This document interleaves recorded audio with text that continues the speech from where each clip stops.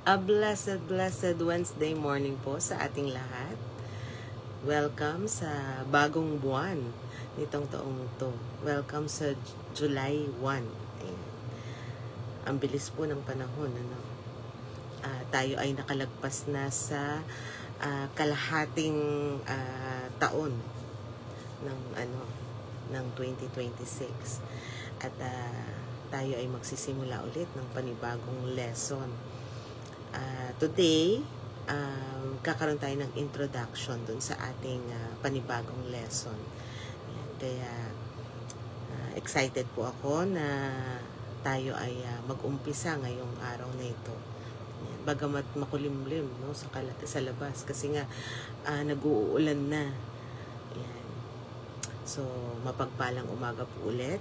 Good morning sa aking anak. Thank you for sharing this live. So katulad po ng dati, bago tayo magsimula sa ating gawain, hilingin po muna natin na ang bawat isa na yumuko at manalangin.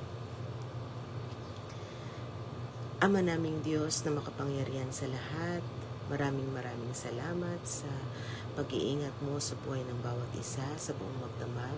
Maraming salamat sa umagang ito at sa pagkakataon, Panginoon, na kami ay muli makapagbulay-bulay sa iyong banal na salita. Patuloy mo po nawang samahan ng iyong lingkod, samahan ng bawat isa sa amin na gumaganap ng gawain na ito, mga nanonood ng replay ng live na ito. Ikaw po nawa, Panginoon, ang manguna sa amin at magbigay sa amin ng kaunawaan, Panginoon, sa lahat ng mga salita mo na aming maririnig sa umagang ito. Gabayan mo po ako, ang iyong lingkod, Panginoon, na siyang naatasan na manguna sa ganitong gawain. Pagkalooban mo po ako ng karunungan, ng kalakasan, ng kakayahan, Panginoon, na maibahagi ang iyong mga salita ng tama at may kalinawan.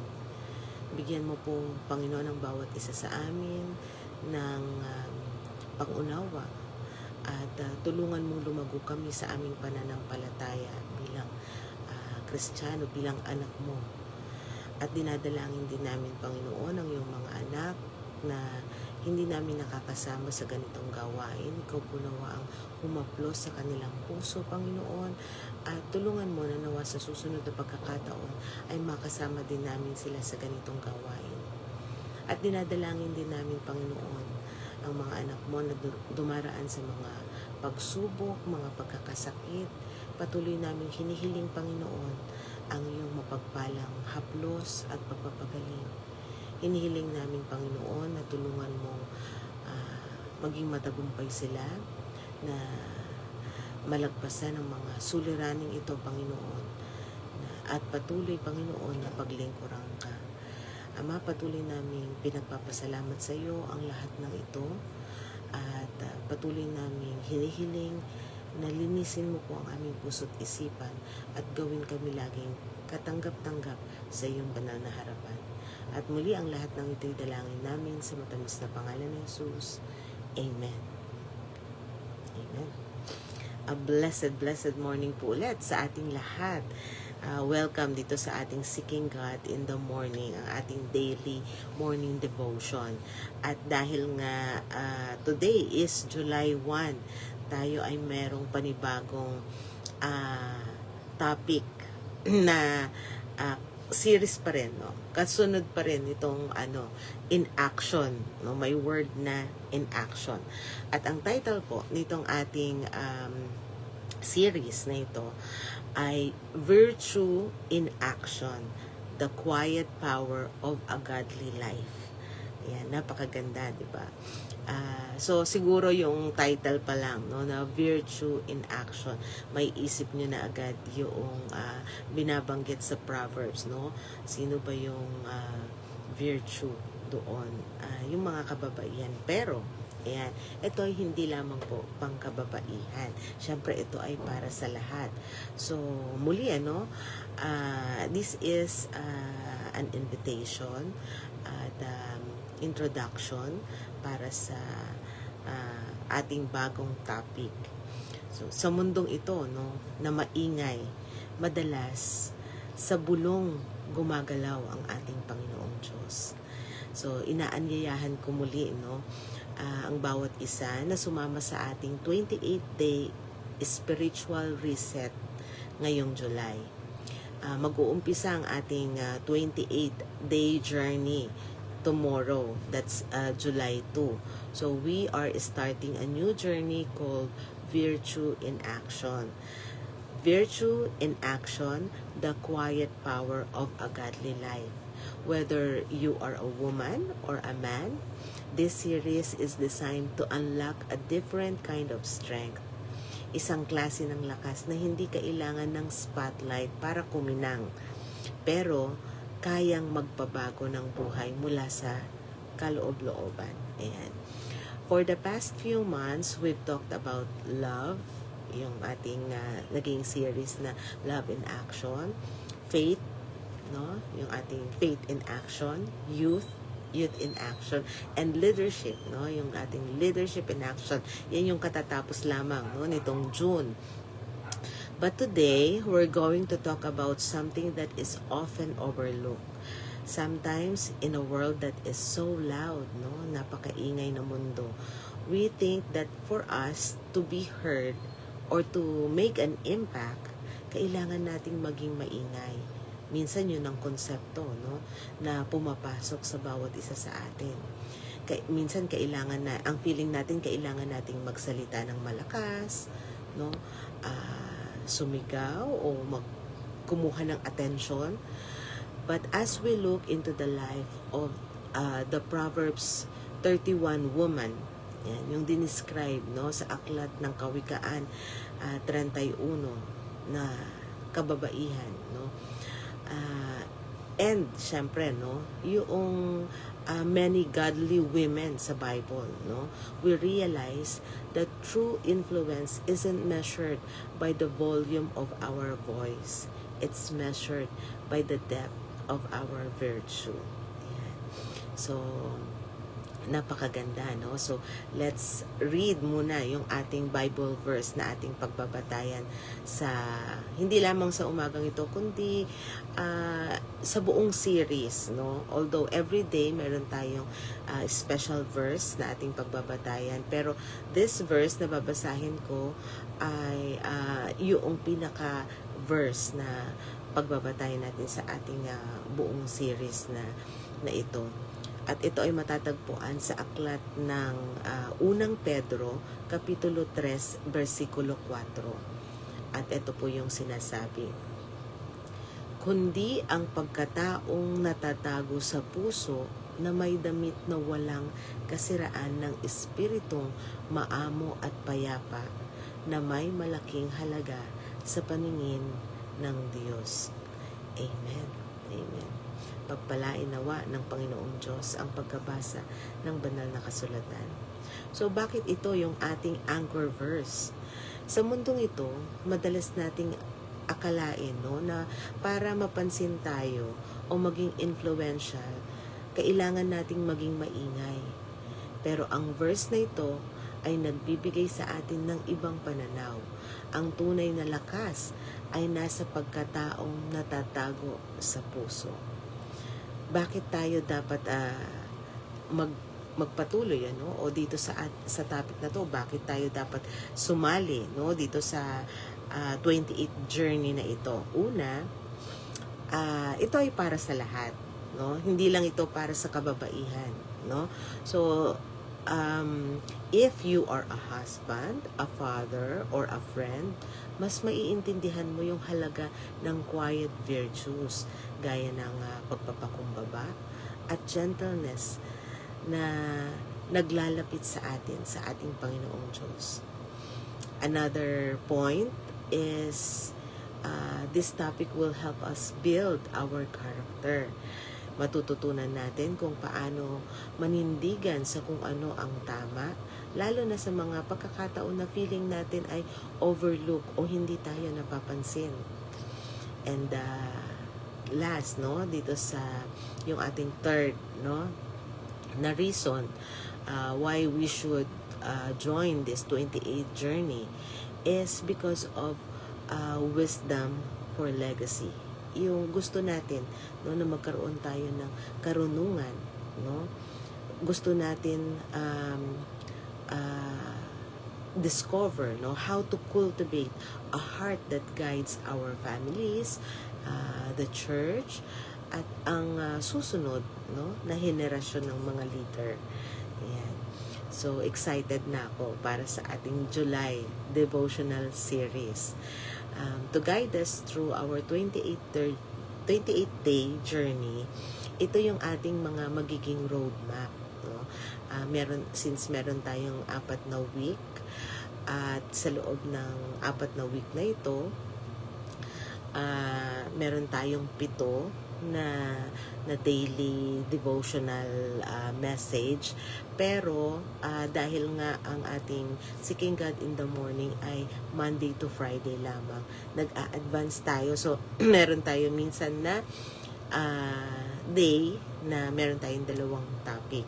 Pero for this week, dahil mag-uumpisa tayo tomorrow, so advance tayo ng 2. So every day, no, meron tayong isang topic for starting tomorrow hanggang next week. Ayan. So, eto, babanggitin ko, no, kung ano yung magiging title natin ng mga topic natin per week. So, sa ating week 1, no, ihanda nyo na yung inyong mga papel at saka ballpen, no, para ma-take note din ninyo itong mga title na ito. Sa ating week 1, ang title, no, ng ating topic is the heart of influence. Dito natin i-redefine kung ano nga ba ang tunay na lakas. Ayan, diyan natin mapag-aaralan, mapag-uusapan. Sa ating week 2 naman, ito ay pinamagatang Grace in the Home. So, paano natin dadalhin ang peace at grace sa loob ng ating tahanan? So, napakagandang topic din ito. And week 3, ang ating topic is Wisdom in the Community. Paano tayo magiging light sa labas ng hindi kailangang paano tayo magiging ilaw, no, sa labas na hindi natin kailangang maging maingay. Ayan.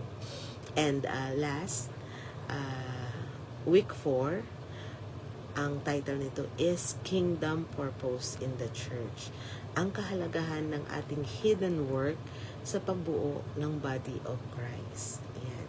So, napakagandang topic po na ating tatalakayan dito sa isang buong buwan ng July. At para mas lalo tayong ma-inspire, no? Tignan din natin yung mga example ng mga quiet power.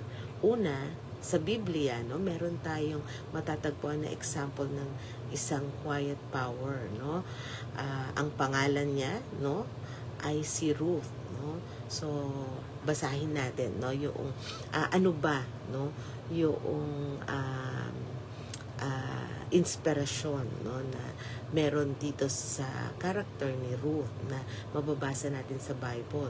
So, si Ruth ay isang byuda at dayuhan, no? Sa mata ng lipunan noon, she was practically invisible. Hindi siya naghangad ng kapangyarihan, pinili lang niya ang maging loyal, maging masipag at mabait sa kanyang biyanan na si Naomi. Ang kanyang quiet decision na sumunod sa ating Panginoong Diyos ang naglagay sa kanya sa lineage ng ating Panginoong Hesukristo. She is a reminder na ang ating katapatan, no, sa hidden moments ay nagbubuo ng legacy na tatagal sa maraming henerasyon.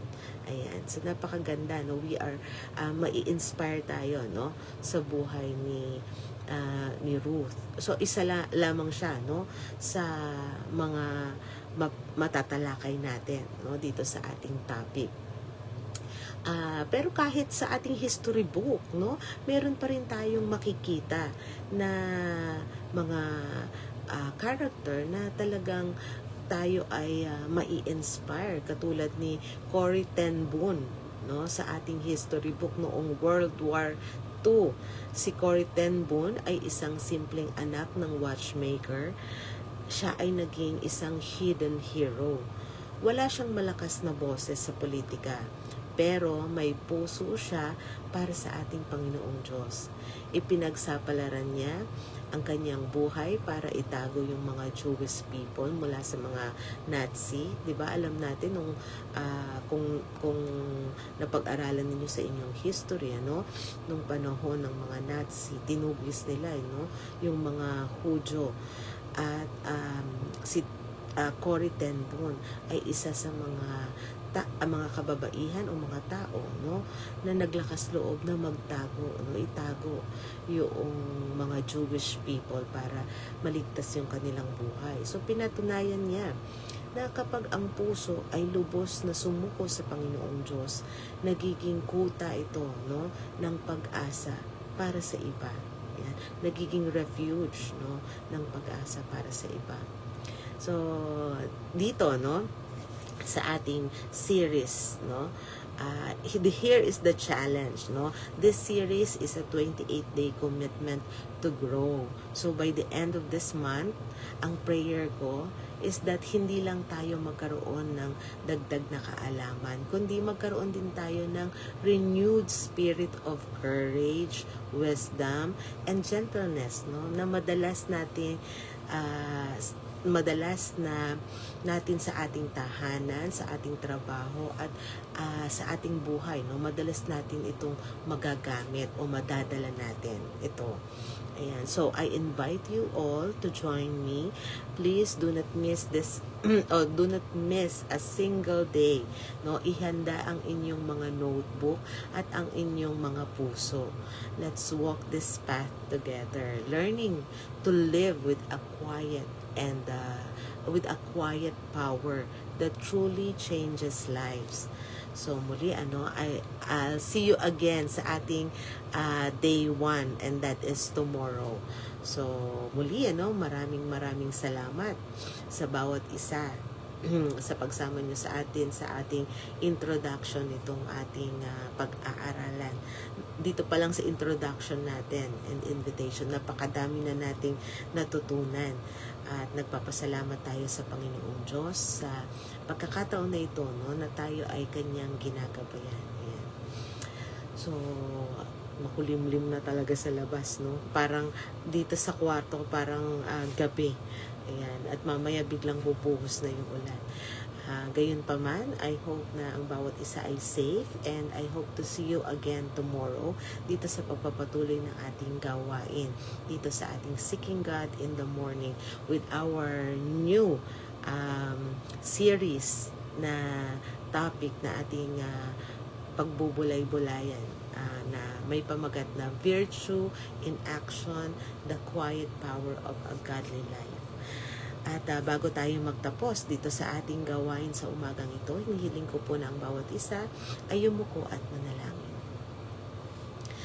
Ama naming Diyos na makapangyarihan sa lahat, maraming salamat po ulit, Ama, sa umagang ito, sa paggabay mo sa amin, sa unang araw ng buwan na ito, sa paggabay mo sa amin, Panginoon, para sa panibagong topic na ito, Panginoon, na aming pagbubulay-bulayan. Patuloy ka po nawa, Panginoon, na sumama sa amin mula sa day 1 hanggang sa matapos namin, Panginoon, ang topic na ito, at patuloy na buksan mo ang aming puso't isipan para ang lahat ng mga napag-aaralan namin, Panginoon, ay laging mag-apply sa aming mga buhay. Tulungan mo, Panginoon, ang iyong mga anak sa pang-araw-araw na gawain, at tulungan mo rin, Panginoon, ang mga mahal namin sa buhay. Ingatan mo sila, at patuloy mo pong i-bless ang bawat isa sa amin. Ama, lagi mo po nawa kaming gawin karapat-dapat sa napakadami mo pong biyaya at pagpapala sa amin. At muli, ang lahat ng ito'y dalangin namin sa matamis na pangalan ni Jesus. Amen. Amen. A blessed Wednesday morning po ulit sa ating lahat, and see you again tomorrow. Later, see you then sa ating evening devotion sa pangunguna pa rin ni Sister Kathleen. And I'm so excited, to start this topic. Ayan. So again, to God be all the glory. Take care and God bless.